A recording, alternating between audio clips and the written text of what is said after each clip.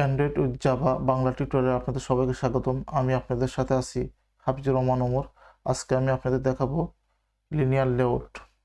এই জন্য আমরা নতুন করে একটা প্রজেক্ট ক্রিয়েট করে নিই। নিউ প্রজেক্টে ক্লিক করে আমরা এমটি ভিউ অ্যাক্টিভিটি সিলেক্ট করে আমরা নেক্সট ক্লিক করার সাথে সাথে আমাদের সামনে মাই অ্যাপ্লিকেশন আসবে। বাই ডিফল্ট আমরা এখানে লিনিয়ার লেআউট লিখে দিই। লিনিয়ার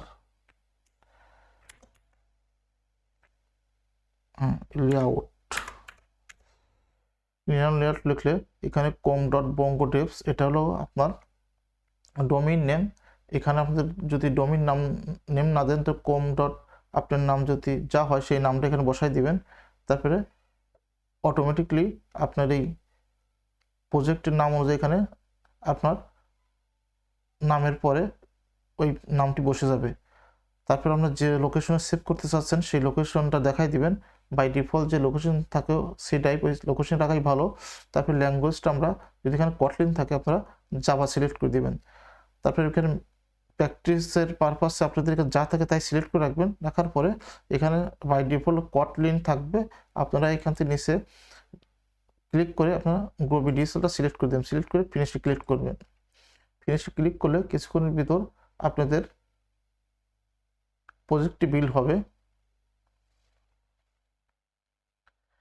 এইখানে প্রজেক্ট লেখা থাকা পর্যন্ত ক্লিক করবেন না।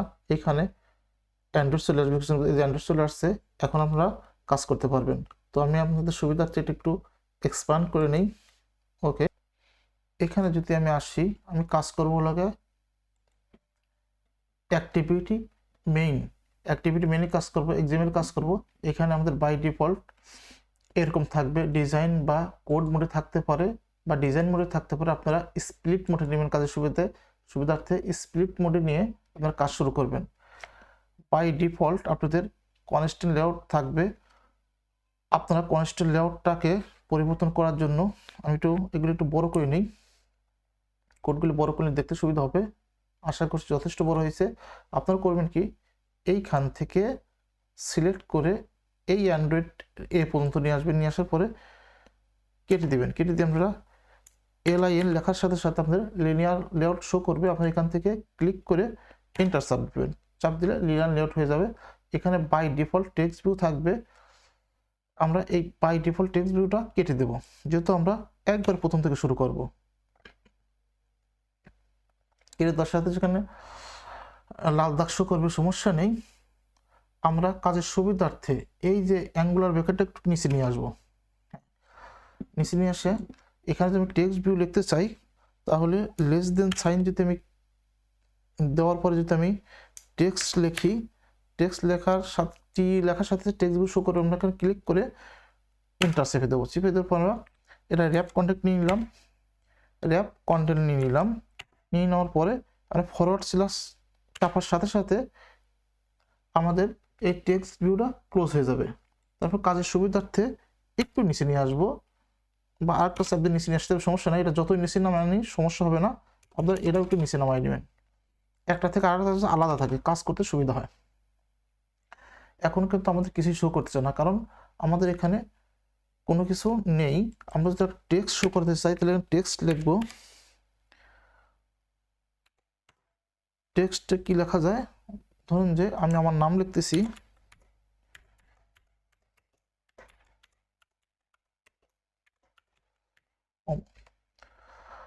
আচ্ছা, এখানে আমার নাম লিখে দিলাম। দেখেন হাফিজুর রহমান ওমর দেখা যাচ্ছে। এর যদি আমি মাঝে নিতে চাই, যদি আমি এখানে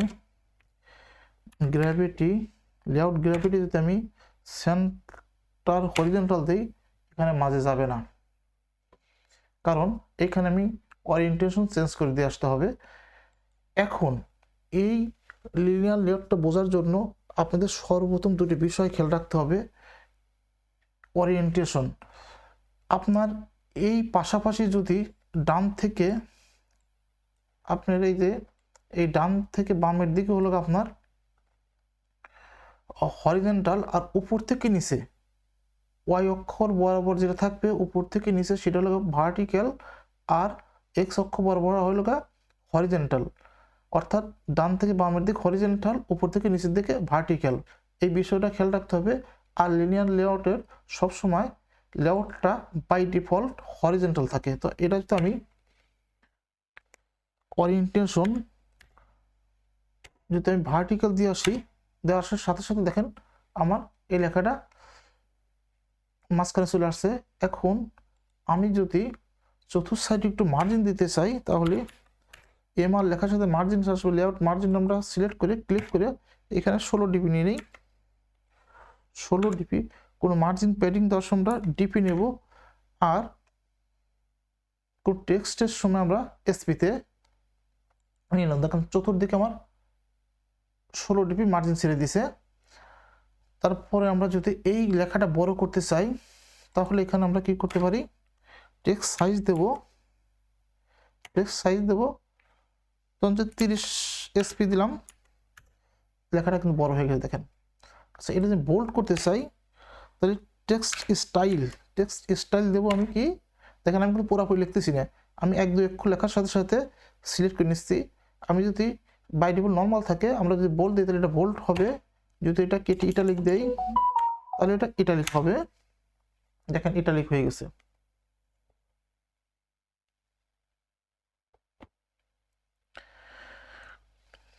তারপর আমি যদি এটা আবার নর্মাল দেই, কিছুই না দিই, তাহলে এটা নর্মাল থাকবে। আমি বোল্ড দিয়ে দিই, বোল্ড দিলাম, বোল্ড হয়ে গেল। আচ্ছা, এটা হলো টেক্সট ভিউ গেল। এই টেক্সট ভিউটা যদি মাঝে আনতে চাই, তাহলে এখান থেকে এইখান থেকে তো উপরে, মানে পুরা অ্যাপের কোনো কিছু মাঝে আনতে হলে, সেন্টার আনতে হলে আমরা এখানে কি করব, গ্র্যাভিটি মনে রাখবেন। যদি আপনি পুরো অ্যাপের কোনো কিছু মাঝে আনতে চান তো গ্র্যাভিটি হবে, আর কোনো ভিউর কোনো কিছু যদি মাঝে আনতে চান তাহলে শুধু লেআউট গ্র্যাভিটি হবে। আমি দেখেন যদি গ্র্যাভিটি সেন্টার দিয়ে দেই, আমার লেখাটা মাঝখানে চলে আসবে। আশা করি বুঝতে পারছেন। আচ্ছা, এই যে আমি যে বললাম যে ওরিয়েন্টেশন ভার্টিক্যাল দেই, একটার পর একটা বসবে, তার প্রমাণ যদি আমি দেখতে চান, যদি আমি টেক্সট ভিউটা কপি করে নিয়ে আসি, কপি করে যদি আমি নিচে বসাই, দেখেন আর একটা লেখা বা আর একটা হাফিজুর রহমান নিচে বসে গেছে। আর এই দুটির মাঝে যদি আমি একটু ফাঁকা রাখতে চাই, তাহলে আমি যদি দেই মার্জিন বটম দেই, বটম মানে নিচে তুমি একটু জায়গা ফাঁকা করে দাও, যদি আমি 10 ডিপি দিয়ে দেই, তাহলে কিন্তু নিচের জায়গা একটু ফাঁকা করে দিচ্ছি। অথবা আমি এই টেক্সট ভিউর উপরেও আমি দিতে পারতাম, আমি একটু মার্জিন টপ দিয়ে দেই, টপ যদি আমি 10 ডিপি দিয়ে দেই, দেখেন ও আরো 10 ডিপি জায়গা সেই দিবে, দেখেন এখন মাঝে 20 ডিপি জায়গা হয়ে গেছে। তো এইভাবে আমরা মার্জিন দিতে পারবেন দুইটা ভিউর মাঝে ফাঁকা রাখার জন্য। এখন যদি আমি এই গ্র্যাভিটিটা কেটে দিই, তাহলে আবার লেখাগুলো উপরে চলে যাবে। এখন যদি আমি এটা যদি একটু ক্রস করে রাখতে চাই, এখানে চাপ দেবো, দেখেন এটা হাইড হয়ে যাবে। এখন যে বাটন আনতে চাই, তাহলে আমি ধরেন যে এখানে শুধু লেস দেন সাইন লিখে যদি BUT লিখি, তাহলে বাটন চলে আসবে। এখানে আমি র্যাপ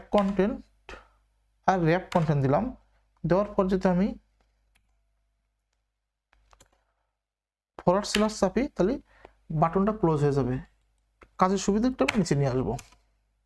এখন ধরুন র্যাপ কন্টেন্ট দেওয়ার কারণে যতটুকু জায়গা লাগে বাই ডিফল্ট অতটুকু জায়গা নিচে, আমি যদি এইটা ম্যাচ প্যারেন্ট দিই, তাহলে পুরো জায়গা দখল করবে। দেখেন আমি দেখাই, যদি আমি ম্যাচ প্যারেন্ট দিই, তাহলে পুরো জায়গাটা দখল করে নেবে। দেখেন পুরো জায়গা দখল করেছে, কিন্তু এইভাবে তো কোনো ডিজাইন করে দেয় না, ডিজাইন সৌন্দর্য হারাই যাবে। আমি এটা র্যাপ কন্টেন্ট করে দিই, আর উপরেটা যদি আমি ম্যাচ প্যারেন্ট করে দিই, তাহলে ও উইথ বরাবর, যেহেতু লেআউট উইথ বরাবরও পুরো জায়গাটা দখল করে নেবে। দেখেন আমি এটা ম্যাচ প্যারেন্ট করে দিই। আর এই বাটনের মাঝে যদি কোনো লেখা আনতে চাই, তাহলে আমি কি করব, এটা টেক্সট দিয়ে দেবো, ধরো এখানে বাটন লিখে দিই, বাটন চলে আসে। বাটন লেখা যদি সম্পূর্ণ ছোট মনে হয়, তাহলে এটা সাইজ একটু বাড়াই দেন।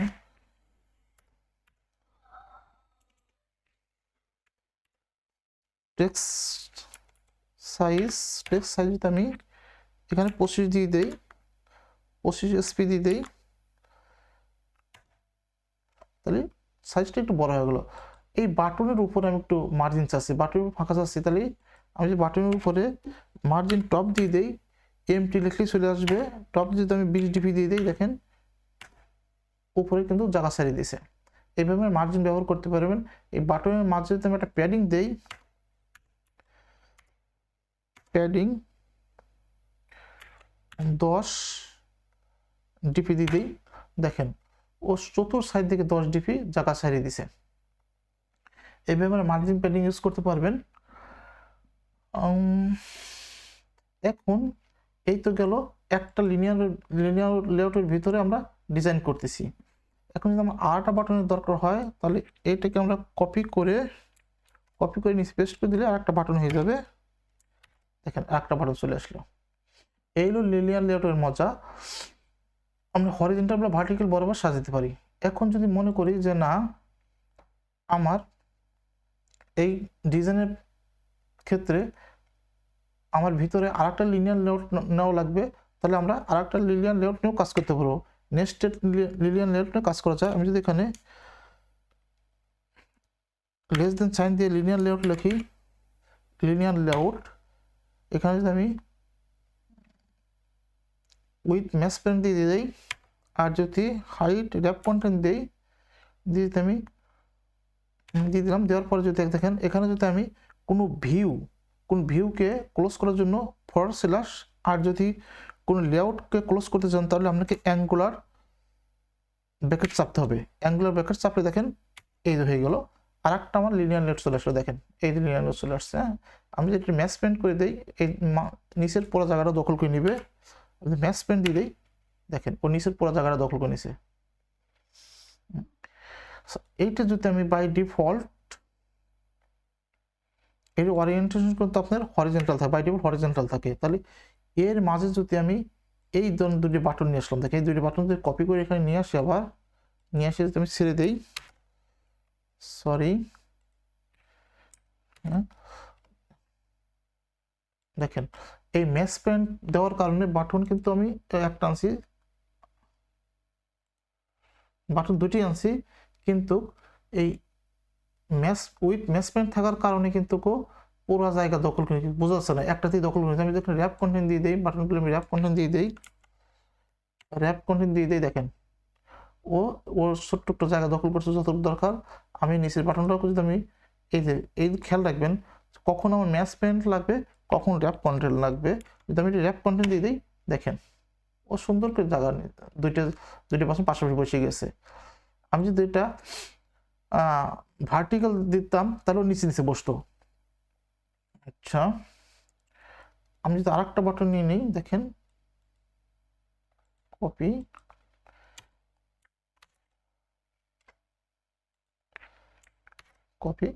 পাশাপাশি বসে গেছে। এখন যদি চাই যে না, আমি এই দুই বাটনের আমি একটা বাটনের মধ্যে ফাঁকা রাখবো, তাহলে আমি কি করবো, একটা মাঝে মার্জিন দিয়ে আসি। এখানে যদি দুই সাইডে মার্জিন দিই, মার্জিন বললাম মার্জিন 10 ডিপি, দেখেন ও দুই পাশে জায়গা ছাড়িয়ে দিছে, দুই পাশেই জায়গা 10 ডিপি ছাড়িয়ে দিচ্ছে, চতুর্থ থেকে 10 ডিপি জায়গা ছাড়িয়ে দিছে। এইভাবে আপনারা আপনার ডিজাইনের সাপেক্ষে কখন কোন লেআউট নেবেন সেইভাবে কাজ করবেন।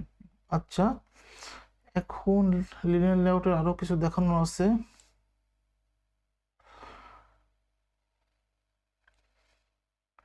ওকে, বাটনের যদি দেখেন, আপনি যদি কোনো বাটনের কালার চেঞ্জ করতে চান, তাহলে আপনি লিখবেন ব্যাকগ্রাউন্ড টিন লিখে আমি কালার কোড, যদি আপনি এই হ্যাশ স্যাম্পল দিয়ে যদি 6টা 0 দেন, তাহলে এটা ব্ল্যাক হয়ে যাবে। তো এই ব্ল্যাক আনার পর আমরা ইচ্ছা করলে এইখান থেকে ক্লিক করে যে কোনো কালার চেঞ্জ করতে পারবেন। এখন এটা রেড করতে পারবেন, দেখেন আমি এই কালার করলাম। আপনি ইচ্ছা হলে এখান থেকে হুইল ঘোরায় আপনার কালার চেঞ্জ করতে পারবেন, বাড়াইতে পারবেন, অপাসিটি কমাইতে পারবেন, বাড়াইতে পারবেন, ইচ্ছা স্বাধীন আপনার। দেখেন এখানে যদি কখনো কোনো বাটনের কালার চেঞ্জ করতে হয় তাহলে আপনারা কি করবেন, ব্যাকগ্রাউন্ড টিন দিয়ে এই বাটনের কালারটা চেঞ্জ করে দিবেন।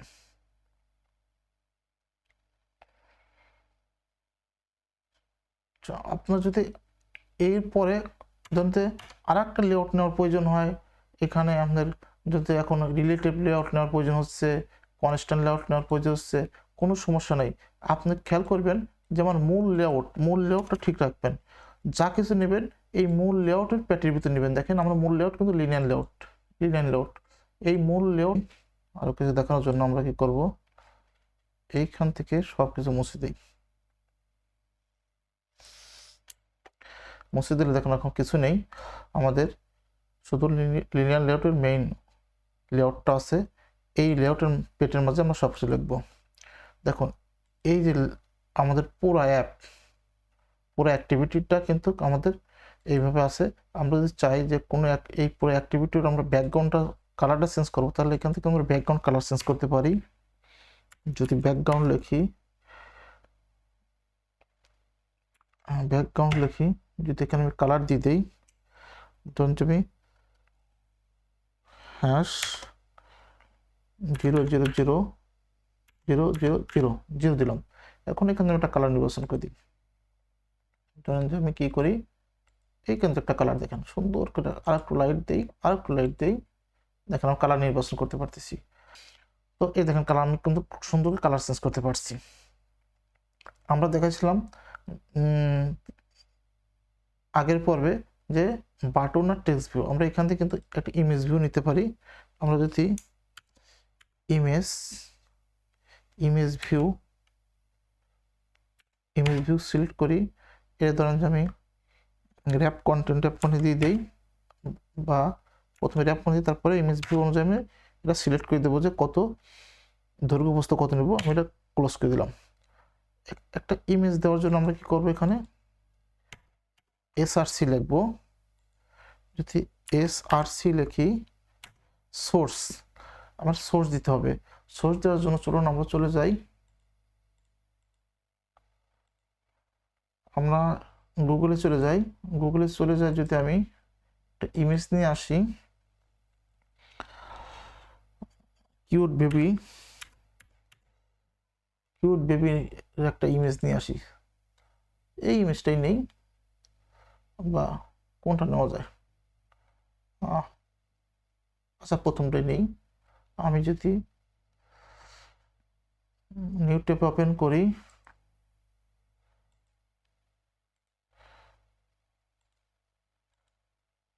আমি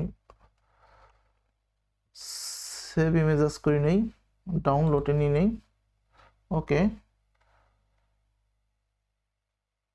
এটা মিনিমাইজ করে দেই। এখন ডাউনলোড থেকে ইমেজটা নিয়ে আসি, আমি কপি করে নিয়ে আসি। কপি করে আমি যদি রিসোর্সে ড্রয়েবল এটা পেস্ট করে দেই,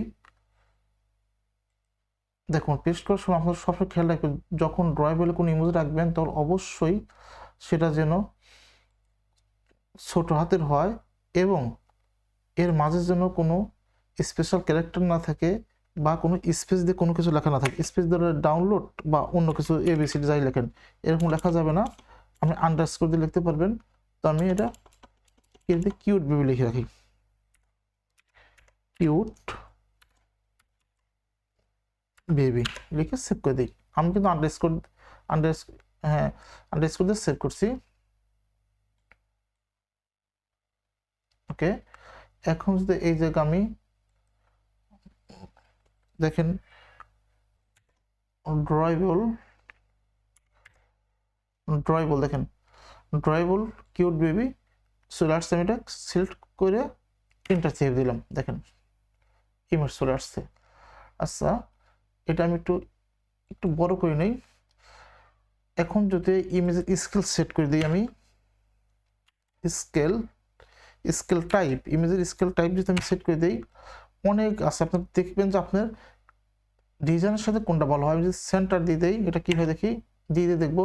আর সেন্টারে আমার তেমন সেন্টারে আছে। আমি যদি এটা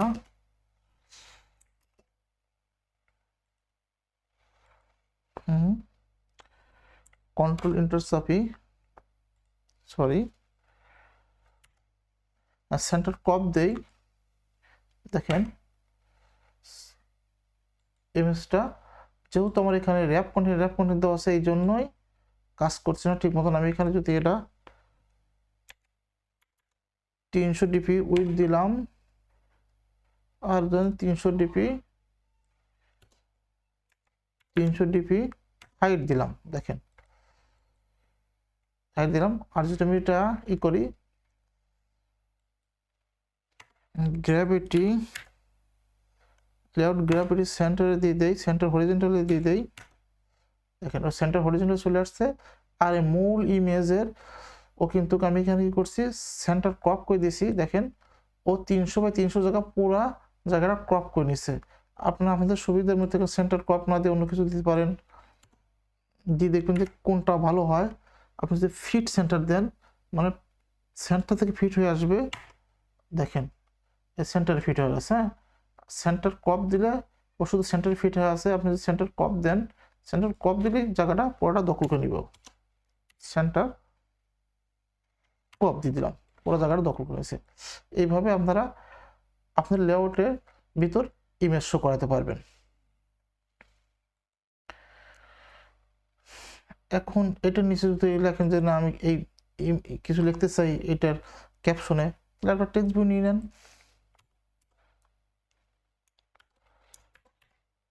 টেক্সট ভিউ নিয়ে নেন,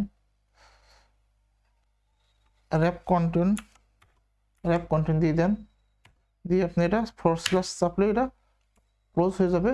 তারপর একটু এটা নিচে নিয়ে এসে এখানে টেক্সট দিয়ে দেন, টেক্সট কি দেবো, কিউট বেবি,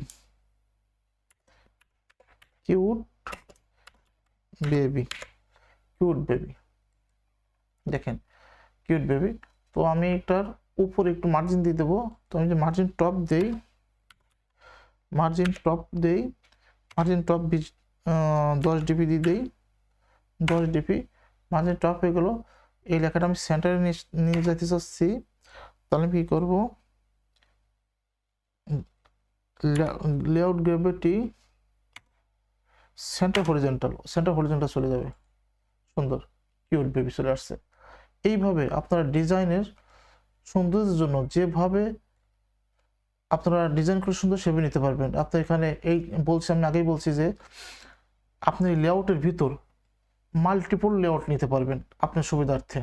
এখন যদি মনে করেন যে না আমি অনেক এখানে আরও কিছু টেক্সট নেব, অনেক বেশি টেক্সট নেব, তো আপনি নিতে পারবেন। তো টেক্সটের গুড প্র্যাকটিস হচ্ছে আমি কিন্তু হার্ড কোড করছি, দেখেন এখানে হার্ড কোড করছি। এখানে হার্ড কোড না করে এই কিউট বেবি আমি কেটে নিয়ে যাই, কেটে দেখেন আপনি দেখেন এই যে এখানে দেখেন হার্ড কোড করার কারণে কিন্তু দেখাচ্ছে, এই যে হার্ড কোড দেখাচ্ছে, দেখেন এরর দেখাচ্ছে, একটা বাতি চলে আসে, দেখছেন। তো আমি হার্ড কোডটা না করে যদি আমি এই এক্সাম্পল ভ্যালু যে যা, যদি আমি এই স্ট্রিংয়ে যাই, যা ক্লিক করে আমরা কি করব, এইটা আমরা একটু কপি করে নেব। একই নাম হয় কিন্তু দিচ্ছে অ্যারো দিচ্ছে। আমরা যদি লেআউটের এই লেখাটার মাঝে আমি যদি এখানে কিউট বেবিটা পেস্ট করে দেই, পেস্ট করে এই নেমটা চেঞ্জ করে দিই, হ্যাঁ বেবি নেম দিয়ে দিই বা যে কোনো একটা নেম দিয়ে দিই, দেখেন বেবি নেম,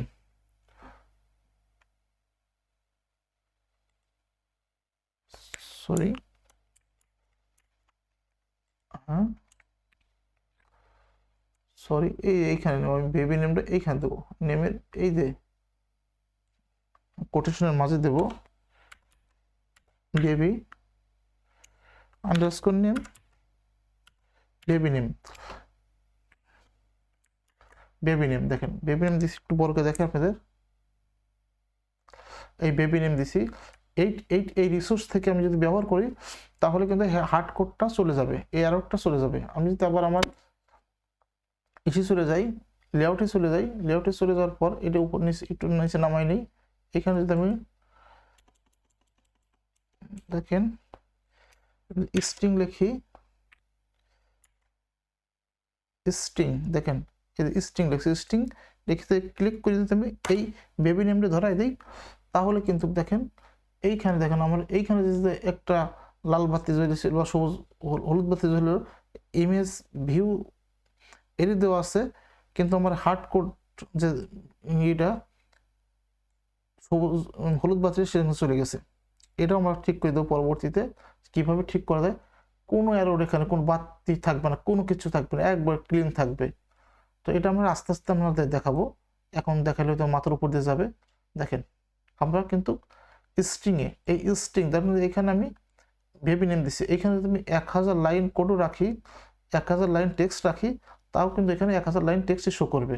কিন্তু এইখানে যদি আপনি 1000 লাইন টেক্সট রাখতে চান তাহলে কিন্তু একটা হজবরল অবস্থা হয়ে যাবে। এই জন্য আমরা যখন কোনো অ্যাপ ডিজাইন করব পাবলিশ করার জন্য, তখন স্ট্রিংগুলো আমরা অবশ্যই এই স্ট্রিংস ডট এক্সএমএল ফাইলে রেখে কাজ করব। আর আবার আমাদের যখন কোনো কালার দরকার হবে, দেখেন কোনো কালার দেওয়া আছে, কোনো কালার দরকার হবে আমাদের অ্যাপের সাধারণত 2 থেকে 3টে কালার নিয়ে অ্যাপ ডিজাইন করা লাগে। বেশি কালার নিয়ে খুব খারাপ দেখায়, এই জন্য আমরা 1-2 মানে আপনার মূল কালারগুলো, আপনার ব্যান্ড কালার, অ্যাপ কালার, এই কালারগুলো আমরা আগে এখান থেকে সিলেক্ট করে দিয়ে আসবো। এইখান থেকে আমরা কালারগুলো ইউজ করব। এখানে ব্ল্যাক আর হোয়াইট দুটি কালার দেওয়া আছে, আপনার পছন্দের মতো কালার এখানে আমরা কালার কোডটা বসায় আপনারা আপনার অ্যাপে ইউজ করতে পারবেন। কালার কোডের জন্য যদি আপনি গুগলে চলে যান, তাহলে কালার প্যালেট থেকে অসংখ্য কালার পাবেন। বা আপনাদের যখন কোনো বায়ার বা কোনো ক্লায়েন্ট কাজ দেবে, তখন তারা কালার সিলেক্ট করে দেবে, সেই কালারগুলো আপনারা কী করবেন, এখানে বসায় দিবেন, বসায় এখান থেকে কালার নিয়ে কাজ করবেন।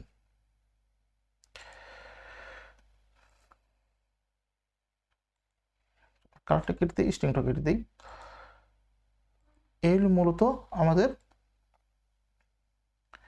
লেআউটের বিষয়, লিনিয়ার লেআউট।